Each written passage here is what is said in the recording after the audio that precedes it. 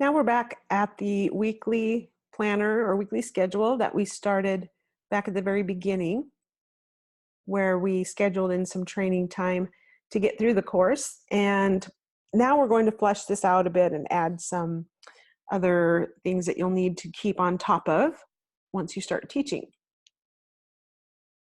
If you already have your own calendar or scheduling system in place, that's no problem at all. You can continue to use that, of course, and maybe just take my recommendations and plug them into your own system. Just as a general reminder, these 3 columns over here are just some settings so that you know how to use this spreadsheet. These are the labels that we'll be putting in to schedule, and I added promo, and that's to schedule in your introductory sessions and any other marketing things that you do or that you want to spend time on. So we're going to plan your calendar to get ready for your start date for teaching. And we're going to focus on starting like within the next couple of months. And of course, you'll just apply the same principles regardless of what your individual timeframes are. So to start out with, we're going to start with a blank slate here. And we're going to put in anything that is already in your schedule that is recurring, that you expect to continue. So I'm just going to do a sample calendar here. And in my sample, we're going to put in that I have a part-time job Mondays, Wednesdays, and Fridays from 8 to noon. And so right now we're just putting all dashes in. So 8 a.m., I'm putting a dash, and then that color codes it automatically. And then rather than having to put a dash individually in every cell, we can just grab this handle here in the lower right corner and drag it down. And then I'll just copy that and paste it onto Wednesday and Friday. And then let's just say in the afternoon, you have set aside for your kids for whatever that means, from 1 to 4, Tuesday through Friday. I'm just completely making up this schedule. So what did I say? 1 to 4:30, we'll say. And now if I'm going to an adjacent cell, I can just drag that whole thing right over, Tuesday through Friday. And then let's also say that you go to yoga class Tuesday, Thursday, and Saturday at 7 a.m. Yikes. So there's that. Copy that over Thursday and Saturday. This is like a template now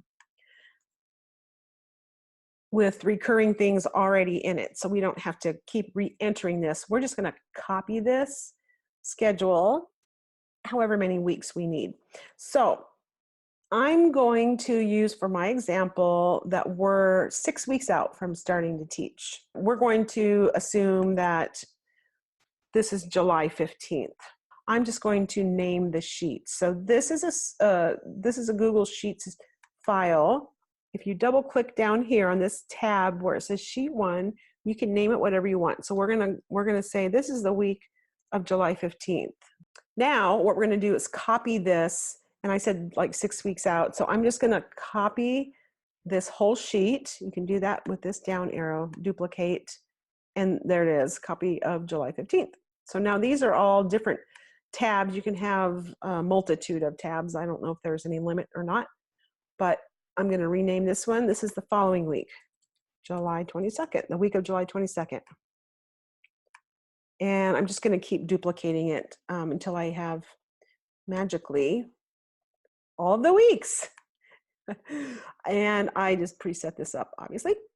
So 6 weeks out, here's 1, 2, 3, 4, 5, 6 weeks. So we'll say our start date is August 26th, right here.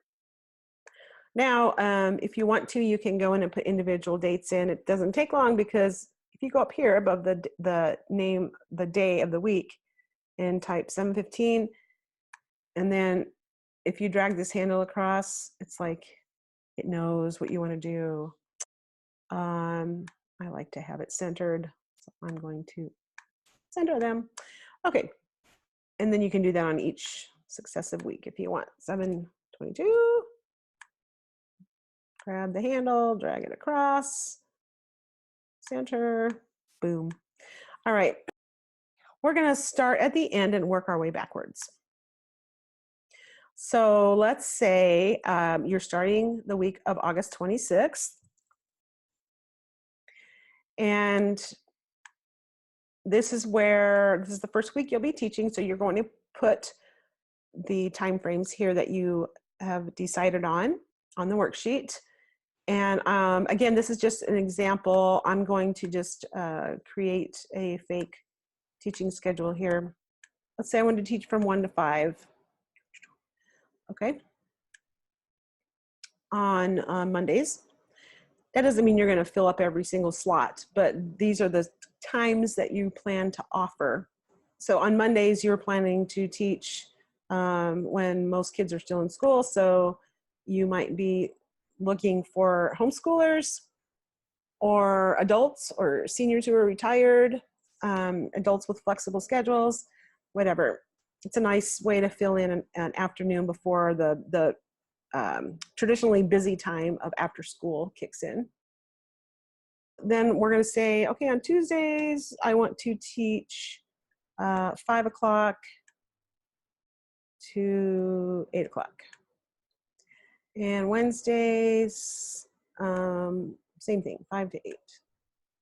No, not that, because that would be an awfully busy day. Maybe Thursdays, you want to teach from 5 to 8. There you go. So 3 to 3.5 hours at a time, you could easily teach 3 classes if you're doing shared lessons. So this is your teaching schedule. Now we need to start backwards from there and say, if I'm teaching on August 26th, I need to have at least a couple of intro sessions.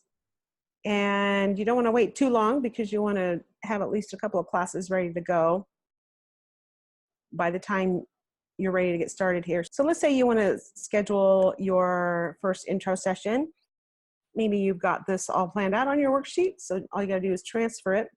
Let's say you wanted to do an intro session on Saturday, July 27th at 2 p.m. So we're going to put promo there, and I'm sure you'll know that's an intro session. Typically they last an hour. Let's just say you want to offer 3 weeks in a row, and maybe you want to try a different time and just to offer something different. So maybe the next week you'll go Sunday at 3 o'clock. We're going to do an intro session, lasts an hour. And then August 5th, well, let's say August 12th, we'll just skip one, and then we'll go Saturday at 1 o'clock. Okay, so now you've got your introductory sessions on the calendar. So one thing you need to do, you'll probably want to feel like you're really prepared for that. And so you're going to want to review your introductory session training materials. So again, if you've got your worksheet handy, that was kind of the purpose of it, that we could just take those dates if you've thought them through in advance and plop them in here, or you can just work it out now. If your first intro session is on July 27th, then you probably want to take some time that week and review those training materials. You'll probably want to be reviewing the morning of, if this is your very first one. So let's say you want to review your training materials that morning and for maybe an hour. So we'll go train for an hour. And you might feel like, well, I need a little bit more time than that. So let's also take some time Thursday morning from 9 to 10 and review them then as well. And then if you feel like that's enough for you to feel ready for your first intro session, awesome. You might want to also just, work in a little bit of review time here.